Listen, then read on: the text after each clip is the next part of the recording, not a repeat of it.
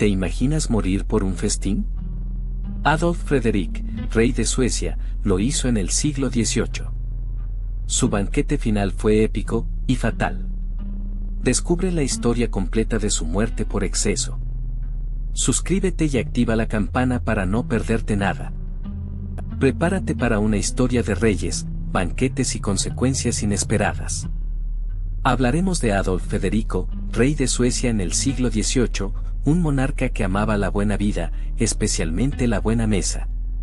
Imagina un hombre con un apetito voraz, capaz de devorar cantidades asombrosas de comida en cada comida.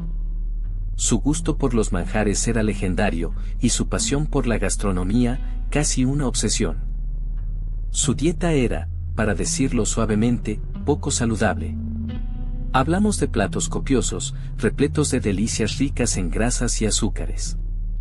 Langostas, caviar, champán, todo en cantidades excesivas. Era un festín diario, una orgía gastronómica que desafiaba cualquier norma de alimentación saludable, incluso para los estándares de la época. Pero lo que para muchos era un pasatiempo placentero, para él se convirtió en una trampa mortal. Su cuerpo, acostumbrado a un exceso continuo, comenzó a mostrar señales de agotamiento. Las consecuencias de su estilo de vida poco saludable se acercaban con paso firme, sin que él pareciera darse cuenta de la gravedad de la situación. Un día, tras un banquete particularmente opulento. Imagina Suecia en el siglo XVIII. Un reino en plena transformación entre la tradición y la modernización. Tú ves un país con una monarquía poderosa, pero también con una nobleza influyente que a veces desafiaba el poder real. Las ciudades crecían, el comercio florecía, y aunque la vida rural seguía siendo predominante, el cambio se sentía en el aire. Piensa en los barcos cargados de mercancías entrando y saliendo de los puertos, en los nuevos edificios que se alzaban en Estocolmo, en la mezcla de culturas que enriquecía la sociedad sueca de la época. La sociedad sueca estaba dividida en clases sociales muy marcadas, con una gran brecha entre los ricos y los pobres. La nobleza disfrutaba de privilegios y posesiones inmensas, mientras que la mayoría de la población vivía en la pobreza rural, trabajando la tierra o como artesanos. El poder de la Iglesia luterana era significativo, influyendo en la vida cotidiana de la gente, en las creencias y en la moral. La cultura era una mezcla de influencias, con elementos de la tradición escandinava, mezclados con las modas y los ideales europeos que llegaban a través del comercio y las relaciones diplomáticas. A pesar de su poder, la monarquía sueca enfrentaba desafíos. Las disputas con otras potencias europeas eran frecuentes y el país participaba en guerras y alianzas que impactaban su economía y su estabilidad. El rey, aunque rodeado de lujo y poder, no estaba exento de las presiones políticas y sociales de su tiempo. La vida en la corte sueca era una compleja red de intrigas, alianzas y rivalidades, un escenario donde la supervivencia dependía a menudo de la habilidad política y el favor real. Pero antes de la opulencia y el trágico final, tú conoces a un joven Adolf Federico, príncipe de Holstein-Gottorp. Su vida, antes de convertirse en rey de Suecia, estuvo lejos de la pompa real. Imagina un príncipe con una educación rigurosa, aprendiendo las artes de la diplomacia y la administración, preparándose para un futuro incierto, pero con la esperanza de alcanzar un alto cargo.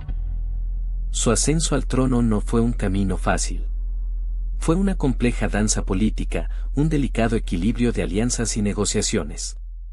Piensa en las intrigas de la corte, las presiones de las familias nobles, las disputas por el poder. Todo esto rodeaba al joven príncipe mientras se acercaba inexorablemente a la corona sueca. Finalmente, el destino lo llamó. Tras un periodo de incertidumbre política, Adolf Federico fue elegido heredero y, posteriormente, ascendió al trono sueco. Recuerda que este momento culminante fue el resultado de una larga y cuidadosa estrategia política, la cual requirió astucia, paciencia y una buena dosis de suerte. Su llegada al poder marcó un nuevo capítulo en la historia de Suecia, aunque, como tú ya sabes, uno con un final inesperadamente dramático. Imagina a un joven Adolf Federico, lejos de las rígidas normas de la corte sueca. En su juventud, en la intimidad de sus aposentos o en las mesas de sus amigos, su apetito era legendario. No se trataba de una simple afición a la buena comida, sino de una verdadera pasión, una voracidad que lo distinguía. Su gusto por los manjares era conocido por todos. Hablamos de banquetes desmesurados, donde la cantidad parecía no tener límites. Se deleitaba con platos pesados, llenos de salsas ricas y carnes suculentas. No era un comensal delicado, le encantaba la comida abundante y sabrosa, sin importar lo recargada que fuera. La mesa era su escenario, y cada bocado, una pequeña victoria. Su gusto por los dulces era particularmente notable. Pasteles, tartas, mermeladas, todo aquello que fuera dulce y exquisito, lo consumía con entusiasmo. No era solo una cuestión de cantidad, sino también de calidad. Él apreciaba los ingredientes finos, las preparaciones elaboradas, la delicia de los sabores más refinados. Era un verdadero epicúreo. Pero volvamos a la corte. Imagínate a Adolf Federico, dejando atrás sus banquetes privados, preparándose para un matrimonio de conveniencia, pero también de ambición política. Su unión con Ulrica Leonora de Hesse-Kassel no fue un cuento de hadas, sino una pieza clave en el tablero de juego europeo del siglo XVIII. Era una estrategia para fortalecer las alianzas y, quizás, para asegurar la sucesión del trono sueco. La casa de Hesse-Kassel, una familia influyente en el Sacro Imperio Romano Germánico, ofrecía conexiones y poder. Para Suecia, un matrimonio con ellos significaba una mayor estabilidad política y acceso a recursos.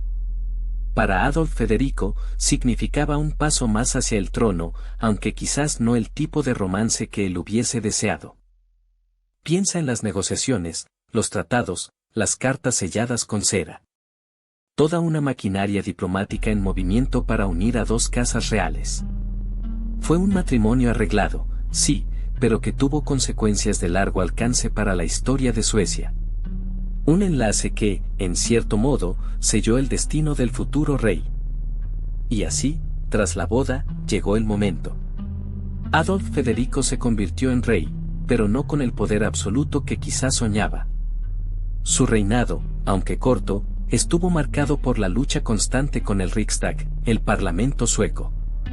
Recuerda que Suecia, a diferencia de otras monarquías europeas, tenía un parlamento con considerable poder. Él, un hombre acostumbrado a la indulgencia y a los placeres de la vida, se encontró enfrentando la compleja maquinaria política de su nuevo reino. No era un rey absoluto. Las disputas sobre impuestos y el control del gobierno fueron constantes. El Riksdag limitaba severamente su autoridad, obligándolo a negociar y a ceder en muchas ocasiones. Imagina la frustración de un hombre acostumbrado a tomar decisiones sin oposición, de repente, lidiando con un cuerpo legislativo que le frenaba en cada paso. Era un choque cultural y político, una batalla diaria por el poder que marcó su reinado. A pesar de las limitaciones políticas, Adolf Federico intentó dejar su marca. Promulgó algunas reformas, aunque con poco éxito debido a la oposición del Riksdag. Su reinado fue un constante tira y afloja, una lucha por el poder entre la corona y el parlamento. Fue una lucha que, irónicamente, lo distrayó de sus excesos culinarios, al menos por un tiempo. Pero recuerda, la historia de su apetito insaciable es una parte fundamental de su legado. Imagina el Palacio Real de Estocolmo, su opulencia te envuelve. Dorados detalles en cada rincón, tapices que narran historias de reyes y batallas, y un aire de grandeza que te dejaría sin aliento. Tú, como espectador, eres testigo de la vida cotidiana de Adolf Federico en este suntuoso escenario. Observa los fastuosos banquetes, la música clásica resonando en los amplios salones, el ir y venir de sirvientes atareados. Piensa en los bailes de la corte, las damas con sus vestidos de seda y encajes, los caballeros con sus impecables uniformes, todo un espectáculo de lujo y elegancia. En cada detalle, se refleja la riqueza y el poder de la monarquía sueca. Tú eres un invitado silencioso, observando la vida de la corte, un mundo de esplendor y refinamiento. Las galerías de arte del palacio, llenas de obras maestras, te muestran la pasión del rey por el arte y la cultura. Retratos de reyes anteriores, paisajes impresionantes, esculturas de mármol. Cada pieza es un testimonio del poder y la riqueza de la corona sueca. Tú te sumerges en este universo de belleza, un reflejo del lujo que rodeaba a Adolf Federico. El palacio, con sus jardines impecablemente cuidados, ofrece un respiro de la vida cortesana. Imagina las fuentes brotando agua cristalina, los senderos de piedra bordeados de flores, un oasis de paz dentro del bullicio palaciego. Tú paseas por esos jardines, contemplando la grandeza y la belleza de este entorno privilegiado, un mundo aparte de la vida del rey. Desde los salones dorados, imagina que te adentras en la cocina real. Un espacio inmenso, ajetreado, con un olor intenso a especias y carnes asadas. Aquí, cientos de cocineros, ayudantes y sirvientes trabajan incansablemente, preparando banquetes dignos de un rey. Ve mesas enormes repletas de ingredientes, aves exóticas, pescados relucientes, frutas jugosas de invernaderos reales, y montañas de verduras frescas. Es una sinfonía de aromas y colores que te transportan a la opulencia de la corte sueca. Observa los fogones de bronce pulido, reluciendo bajo la luz de las velas. Los cocineros, con sus gorros blancos y delantales manchados de grasa, se mueven con una precisión asombrosa. Cada plato es una obra de arte, una creación cuidadosamente elaborada para deleitar el paladar del rey y sus invitados. Se preparan salsas complejas, se hornean panes aromáticos, se marinan carnes con hierbas exóticas traídas de lejanas tierras, una verdadera exhibición de talento culinario. Imagina el aroma embriagador que llena el ambiente, la dulzura de los postres, la intensidad de las carnes estofadas, la frescura de las ensaladas. Un festín para los sentidos. Cada detalle, desde la presentación de los platos hasta la selección de los vinos, está minuciosamente cuidado. Esta no es solo una cocina, es un escenario donde se representa la grandeza y el poder del rey a través de la exquisitez de su mesa. Un universo de sabores y aromas que pronto tendría consecuencias fatales. Desde esa cocina bulliciosa, imagina los platos que llegaban a la mesa del rey Adolfo Federico. Su gusto por lo excesivo se reflejaba en sus festines. Hablamos de un banquete que desafiaba la imaginación, un derroche de sabores y texturas que hoy nos resultan casi increíbles. Piensa en aves de caza exóticas, rellenas con las más finas hierbas y especias, un despliegue de carnes asadas, jugosas y aromáticas, acompañadas de salsas elaboradas con ingredientes que hoy solo encuentras en los libros de cocina más antiguos. Pero no solo de carnes vivía el rey. Los mariscos, traídos desde las costas más lejanas, eran otro de sus caprichos. Langostas gigantes, ostras frescas y mejillones suculentos, todos preparados con las técnicas más refinadas de la época. Recuerda que estamos hablando de un tiempo donde la presentación era tan importante como el sabor, y cada plato era una pequeña obra de arte culinaria. Y por supuesto, los postres. Imagínate montañas de dulces, pasteles elaborados con cremas exquisitas, frutas confitadas y cubiertas de glaseados brillantes. Tartas de múltiples pisos, decoradas con figuras de azúcar y frutos rojos, un espectáculo para la vista y un festín para el paladar. Un final dulce y excesivo, que completaba la experiencia gastronómica real. Imagina la escena, una mesa repleta, un festín digno de reyes. Pero este banquete no era una celebración, sino el preludio de una tragedia. Adolfo Federico, con su apetito legendario, se enfrentó a un menú que, a la postre, resultaría letal. Langosta, caviar, arenque, un festín de sabores fuertes y ricos que deleitaban su paladar, pero que se convertirían en sus últimos bocados. El plato principal era un festín de sabores fuertes, un pato relleno de trufas y langosta, acompañado de champaña. A esto le siguieron enormes cantidades de postres, entre ellos, un pastel de almendras y crema, y por supuesto, el postre favorito del rey, 14 porciones de su postre favorito, un dulce con crema batida y una mezcla compleja de especias que completaba un banquete ya de por sí excesivo. ¿Te imaginas la cantidad de comida? La cantidad de comida era simplemente asombrosa. Recuerda que hablamos de un rey con un apetito voraz, y este banquete fue su última y más memorable comida.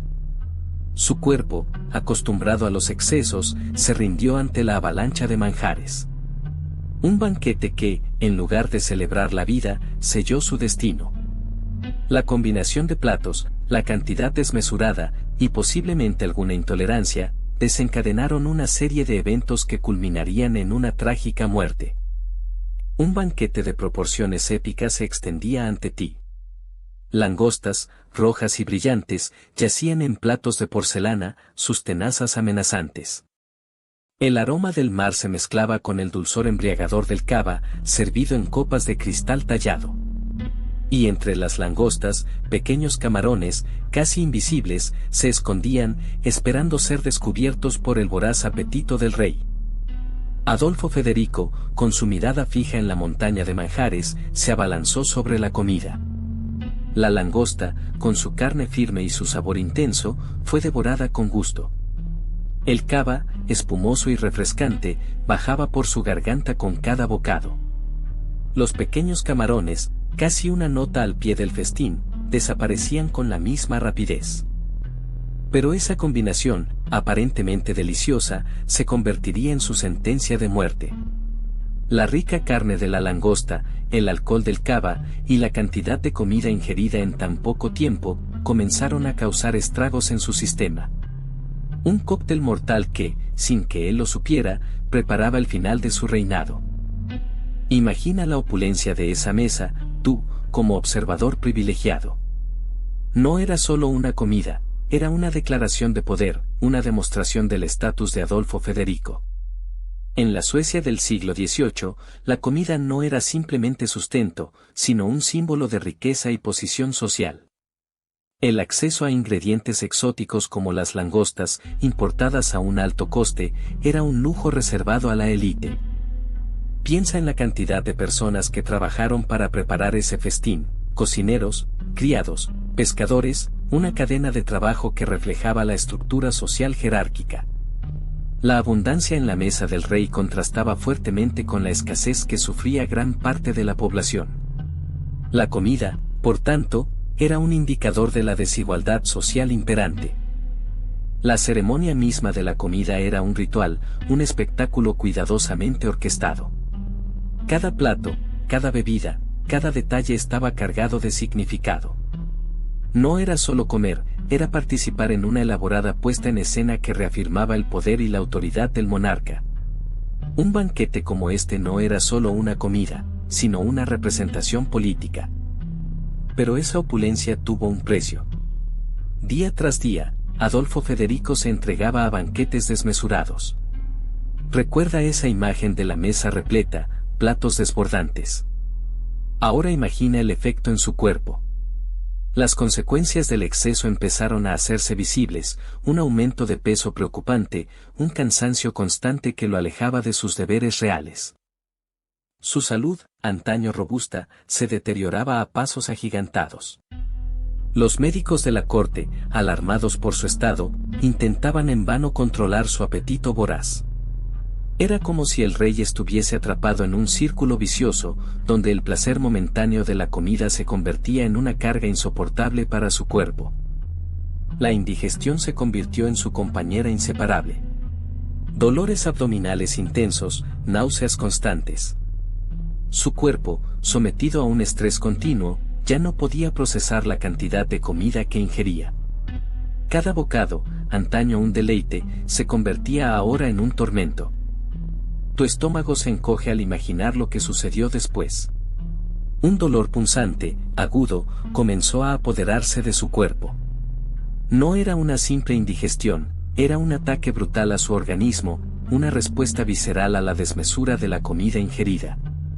Las náuseas lo invadieron, un torrente de malestar que lo doblaba en dos. La opulencia del banquete se convirtió en una pesadilla.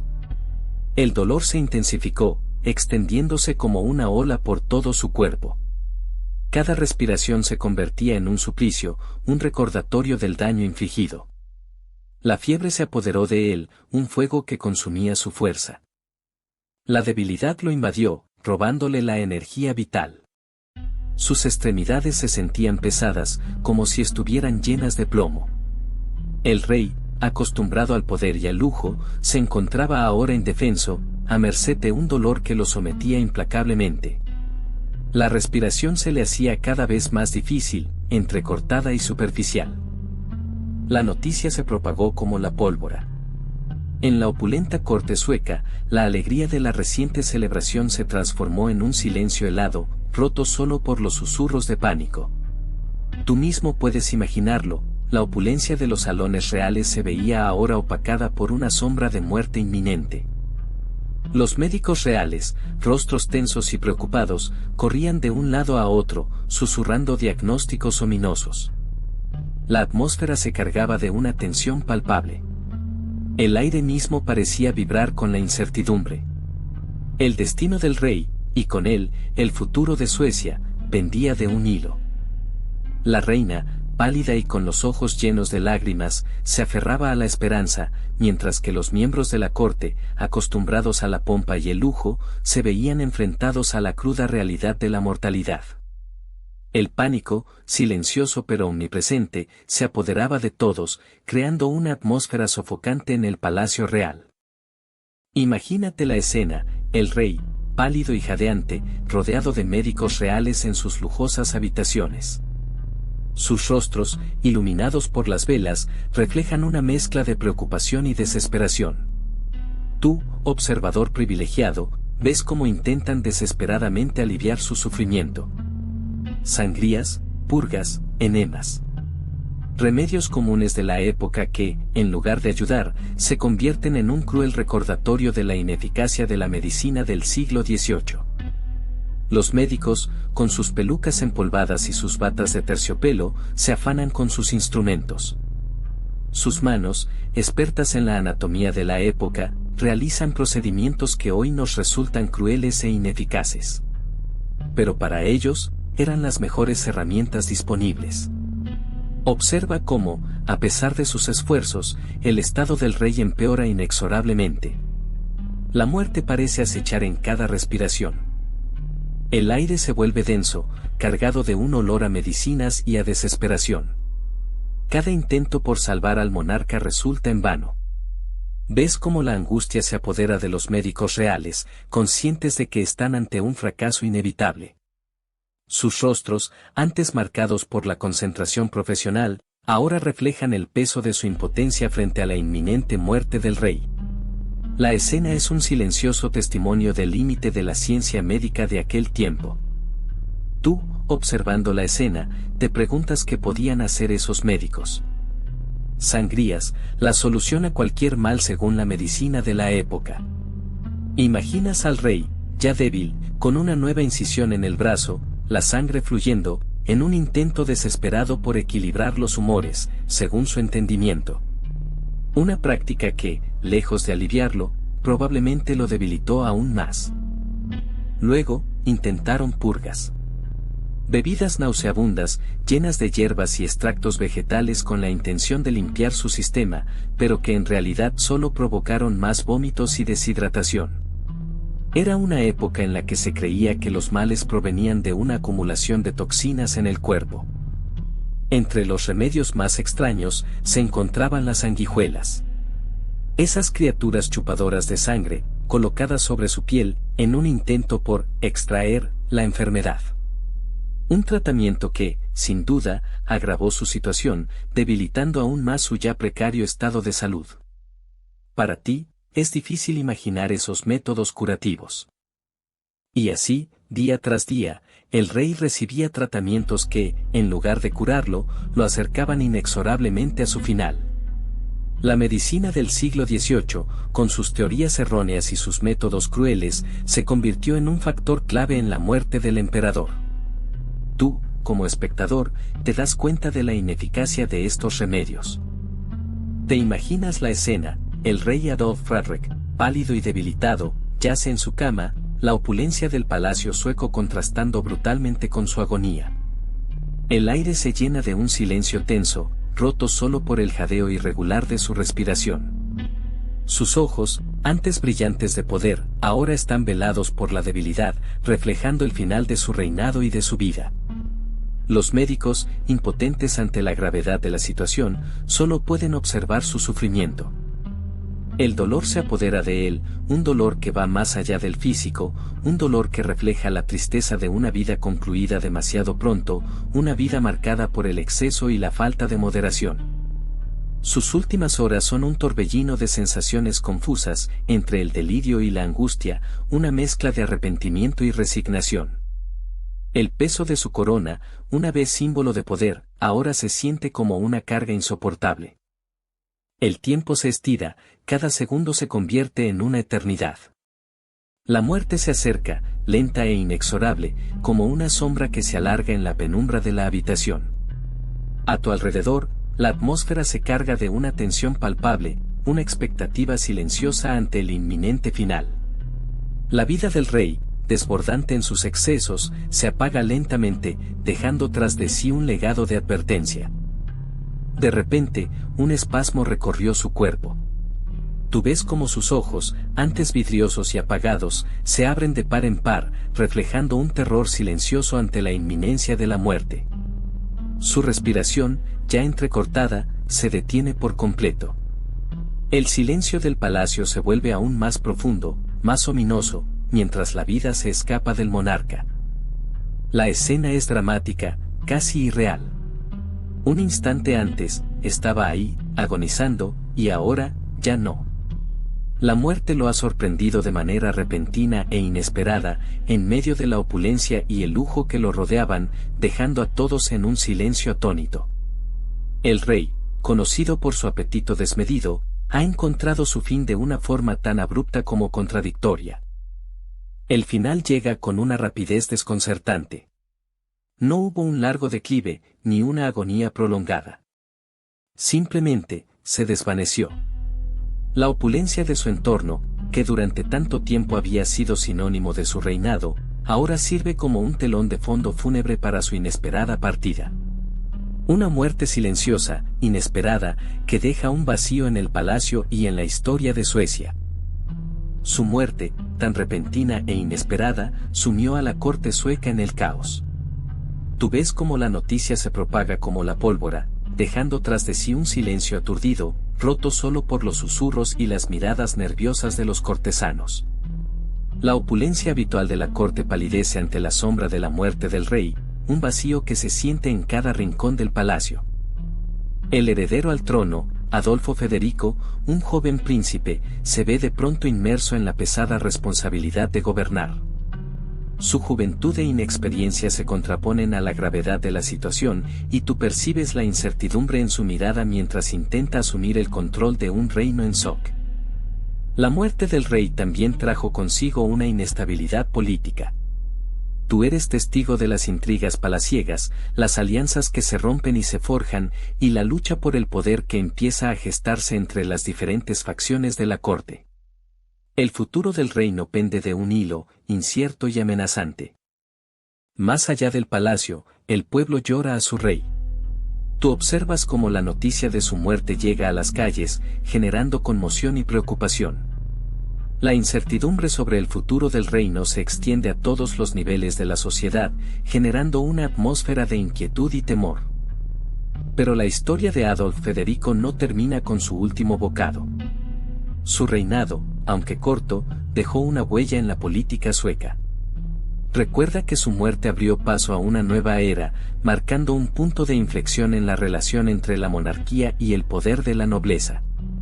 Tú puedes ver cómo sus decisiones, aunque a veces influenciadas por sus excesos, moldearon el futuro del país. Su gusto por la buena vida, aunque fatal en su caso, también refleja la opulencia de la corte sueca en esa época. Imagina las fastuosas fiestas, las mesas repletas de manjares, un mundo de lujo que contrastaba con la vida de la mayoría de sus súbditos. Su muerte, aunque trágica, sirve como una ventana a esa época dorada, aunque efímera. Más allá del drama de su fallecimiento, su legado se extiende a las reformas que intentó implementar durante su corto reinado.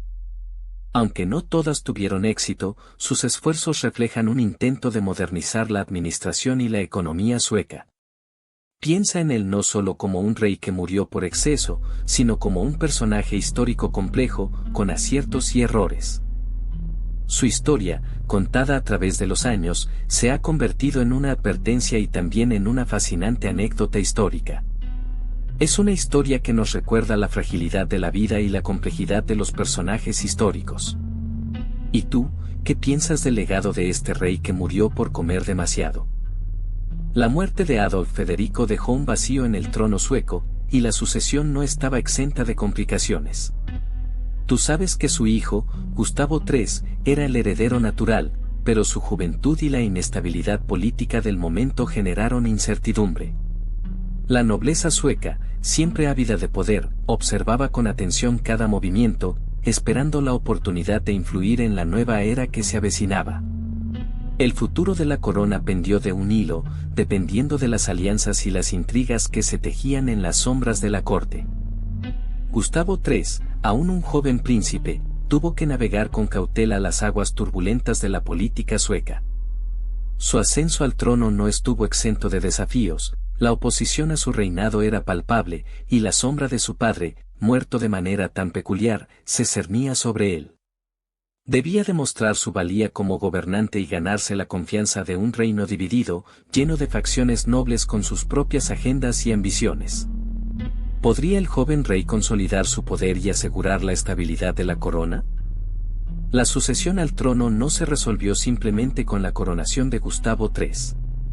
La lucha por el poder continuó tras la muerte de Adolf Federico. Las diferentes facciones de la nobleza buscaron alianzas estratégicas, tratando de influir en las decisiones del joven rey y de asegurar su propio futuro. La estabilidad del reino dependía de la habilidad de Gustavo para navegar estas complejas relaciones políticas y para imponer su autoridad sobre una corte dividida. El futuro de Suecia se jugaba en un delicado equilibrio de poder. Imaginemos la escena, tú, un médico forense del siglo XVIII, analizando el banquete que causó la muerte de Adolf Federico. La cantidad de langosta, caviar, champagne, una locura. Para la época, era la cúspide de la gastronomía, un despliegue de opulencia. Pero, desde nuestra perspectiva moderna, vemos una bomba de colesterol y una falta total de equilibrio nutricional. Piensa en la cantidad de grasa saturada, el alto contenido de sal y la ausencia casi total de fibra. Un cóctel mortal para alguien que no está acostumbrado a semejantes excesos. Y no olvidemos el vino espumoso, que solo empeoró la digestión. Para nosotros, es claro, una combinación letal. Un banquete tan excesivo podría provocar una pancreatitis aguda, una obstrucción intestinal o incluso un paro cardíaco. Hoy en día, cualquier médico te advertiría de los peligros de una comida tan desequilibrada. La muerte de Adolf Federico, vista con ojos modernos, es un claro ejemplo de los riesgos de la glotonería. Pero, ¿fue solo la gula la culpable? No tan rápido. Piensa en la época, la higiene era diferente. Las bacterias y los parásitos estaban a la orden del día, y un banquete de esa magnitud, con alimentos potencialmente contaminados, era una bomba de relojería para el sistema inmunológico de alguien, incluso un rey. Además, el alcohol jugó un papel crucial. No solo el champagne, sino también otras bebidas fuertes que se consumían en grandes cantidades durante el festín. El daño hepático provocado por el exceso de alcohol debilitó aún más su organismo, haciendo que fuera más vulnerable a las infecciones. Imagina la combinación, un sistema inmunológico comprometido por alimentos contaminados, un hígado dañado por el alcohol y una cantidad desmesurada de comida rica en grasas y colesterol. Un cóctel mortal, en definitiva. La autopsia, aunque rudimentaria para la época, apuntó a una combinación de factores que contribuyeron a su repentina muerte. Así que, ¿la leyenda de que murió por comer demasiado es cierta? Pues, sí y no. La verdad es que la ingesta desmedida de marisco, arenque, caviar y demás manjares, combinada con el vino dulce, sin duda, contribuyó a su fatal desenlace. Pero no fue la única causa. Recuerda que te comenté la precaria higiene de la época. Imagina un banquete con cientos de platos, preparados sin las normas sanitarias que hoy damos por sentado. La realidad es más compleja. La leyenda simplifica una situación médica probablemente mucho más complicada. El exceso de comida provocó una sobrecarga en su sistema digestivo, debilitándolo severamente. Este debilitamiento lo hizo vulnerable a otras enfermedades que, en condiciones normales, tal vez habría superado sin mayores problemas. Piensa en ello como la gota que colma el vaso. Entonces, la leyenda de la muerte por gula es una simplificación, una forma de contar una historia dramática y memorable. Es cierto que la cantidad de comida fue excesiva y contribuyó directamente a su muerte, pero no fue la única razón. Fue una combinación de factores: la sobrealimentación, las condiciones sanitarias deficientes y probablemente alguna infección subyacente. En otras palabras, fue una tormenta perfecta de mala suerte y excesos. Pero, ¿fue único el caso de Adolfo Federico? No exactamente. A lo largo de la historia, la glotonería ha cobrado vidas, aunque rara vez de forma tan espectacular. Piensa en los banquetes romanos, por ejemplo, donde la ostentación y la cantidad de comida servida eran casi tan importantes como el sabor. Muchos emperadores y nobles sucumbieron a enfermedades relacionadas con el exceso de comida y bebida, aunque las causas exactas a menudo son inciertas. En la época medieval, los festines eran una parte importante de la vida de la nobleza y la realeza. Sin embargo, la falta de refrigeración y las malas prácticas de higiene contribuían a intoxicaciones alimentarias que, sumadas al abuso de alcohol, podían ser mortales. Imaginemos un rey medieval, con el rostro hinchado y enrojecido, luchando por respirar después de un festín de varios días. Incluso en épocas más recientes, existen casos documentados de muertes por atracón, aunque menos dramáticos que el del rey sueco. Se han dado casos de concursantes en concursos de comida que han sufrido graves problemas de salud, algunos incluso con consecuencias fatales. A veces, la presión social y la competitividad, más que la simple gula, han jugado un papel importante. Pero la historia de Adolfo Federico no es solo una tragedia individual, también nos habla de la gastronomía sueca del siglo XVIII. Imagina la opulencia de la corte sueca en esa época.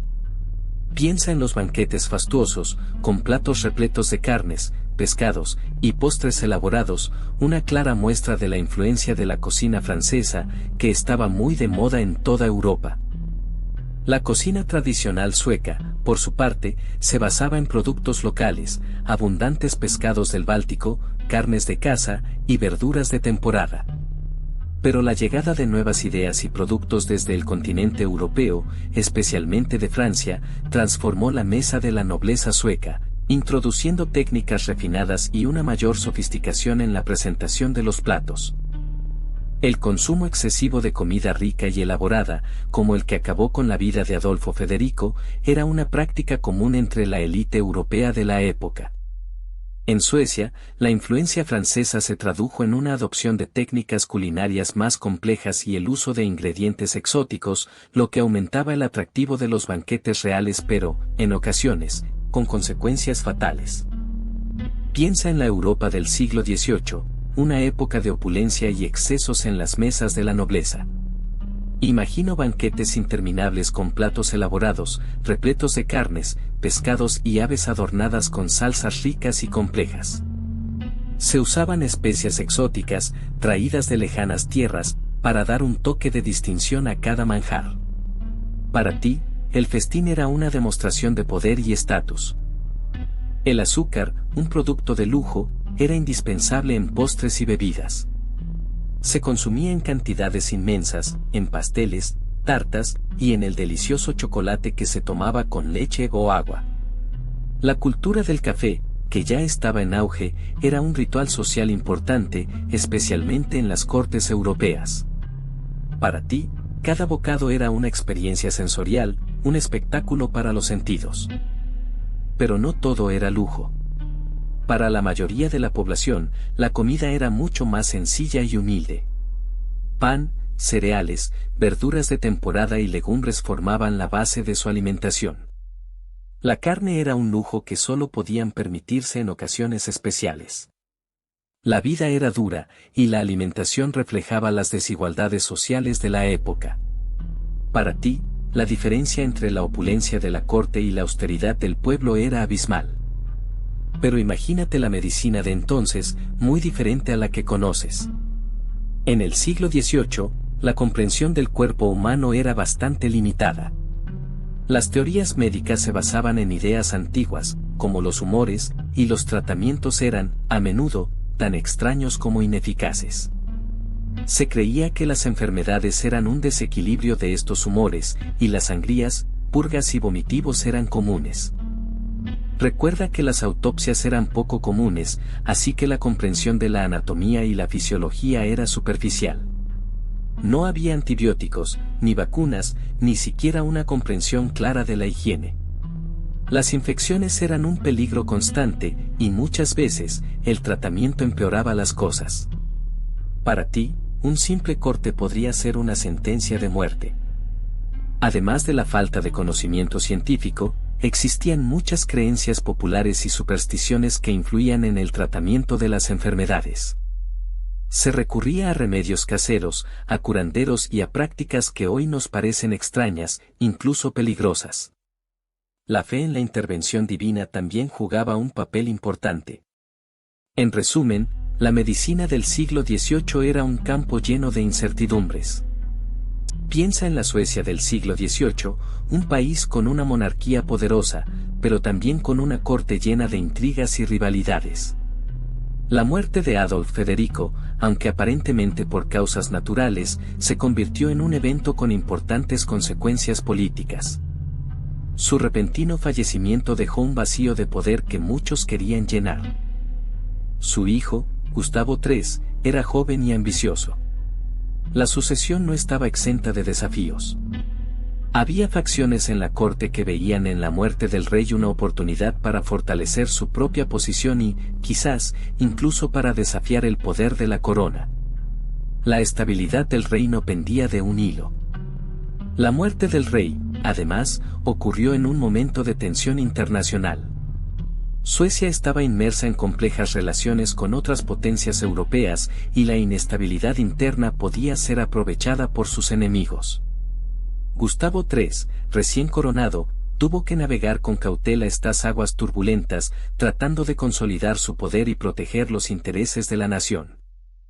Piensa en la Suecia de ese momento, un país que, a pesar de su poderío monárquico, navegaba por aguas internacionales complejas. Su relación con Rusia, por ejemplo, era una danza constante entre la cooperación y la tensión. Ambas naciones compartían fronteras y aspiraciones, lo que generaba fricciones, sobre todo por el control de territorios en el Báltico. Con otras potencias europeas, como Francia e Inglaterra, la situación era igualmente delicada.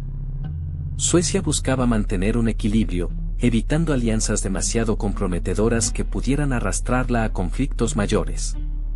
La diplomacia era, por tanto, una herramienta fundamental en la estrategia sueca, con embajadores y enviados constantemente en movimiento entre las cortes europeas. El comercio también jugaba un papel crucial en las relaciones internacionales suecas. El control de rutas comerciales marítimas y la competencia por los recursos eran fuentes constantes de tensión y negociación.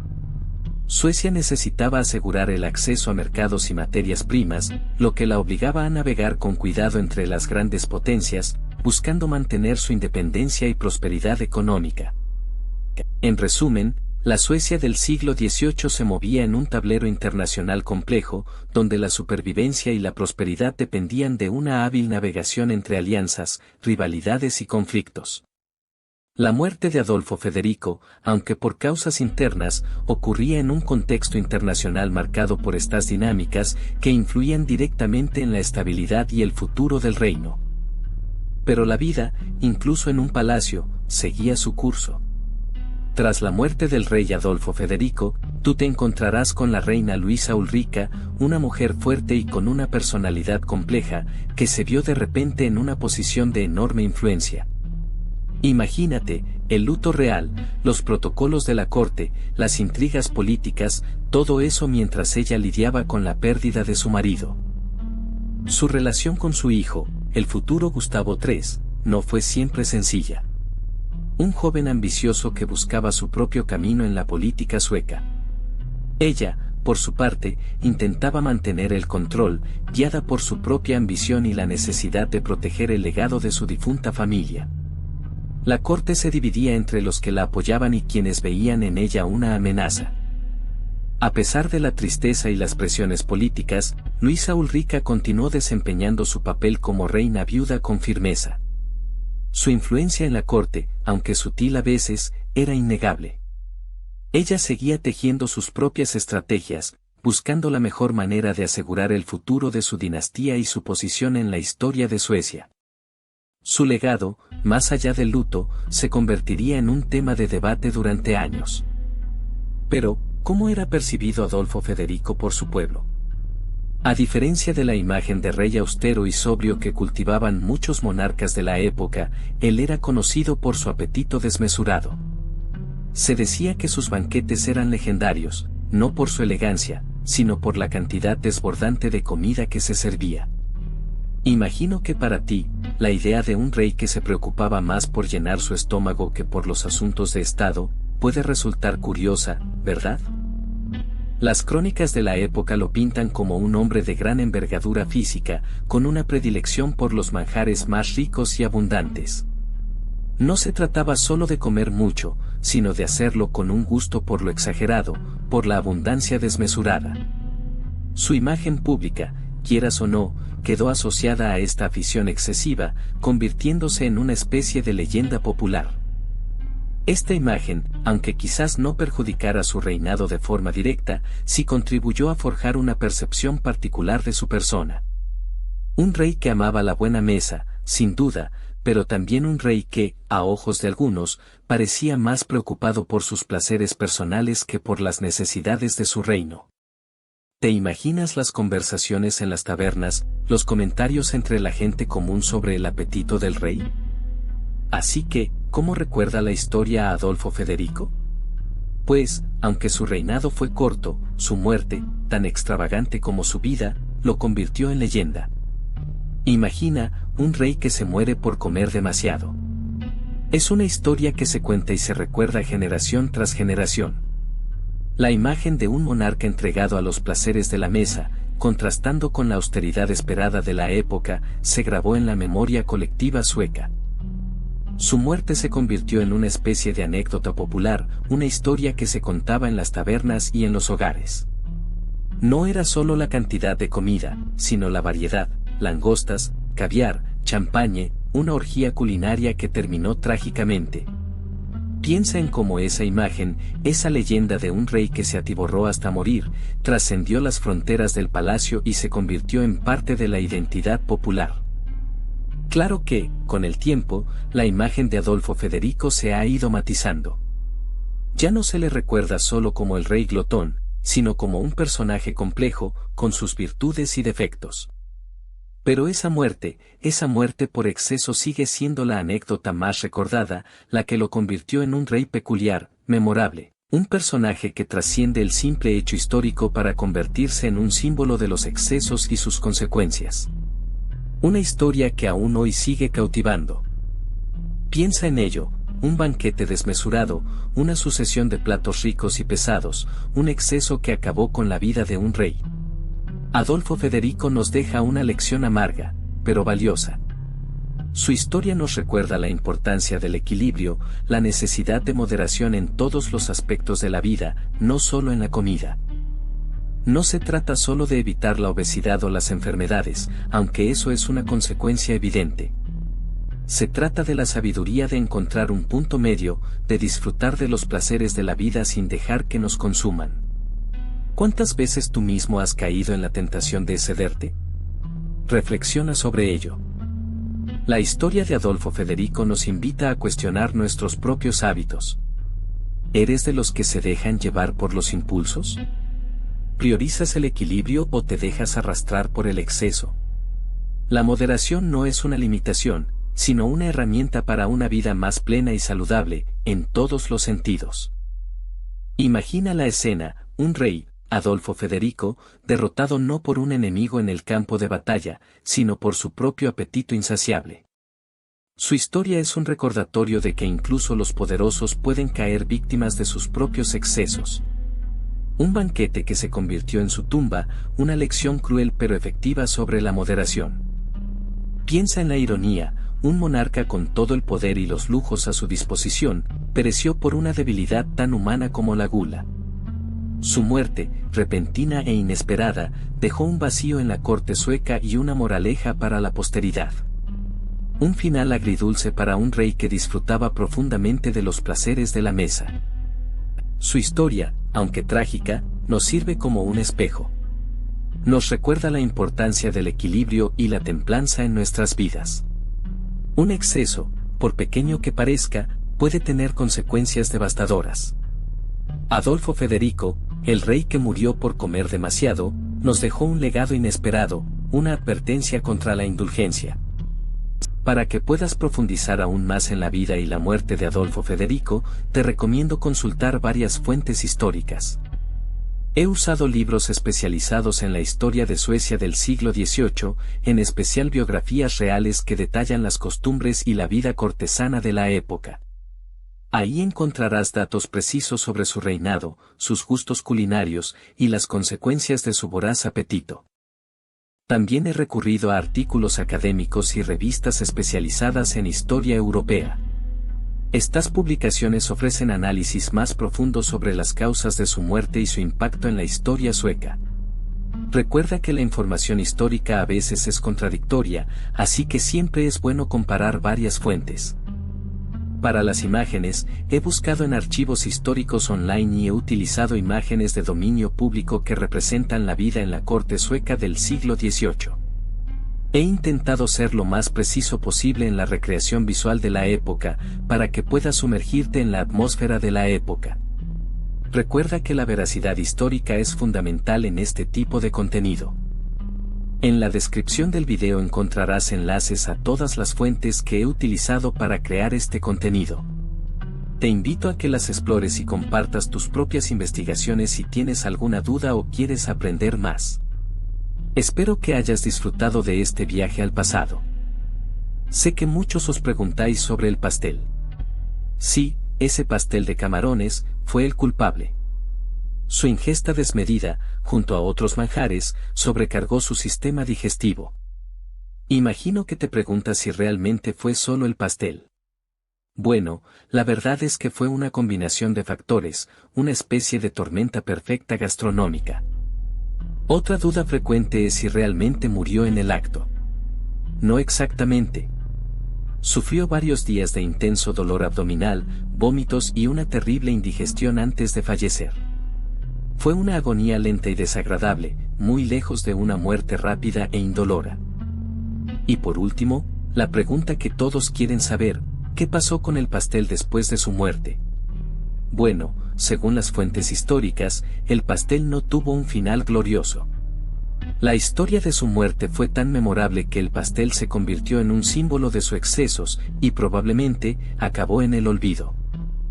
Espero que hayas disfrutado aprendiendo sobre el desafortunado final del rey Adolfo Federico. Si te gustó, dale a like y suscríbete para más historias. ¿Qué piensas tú? Déjalo en los comentarios.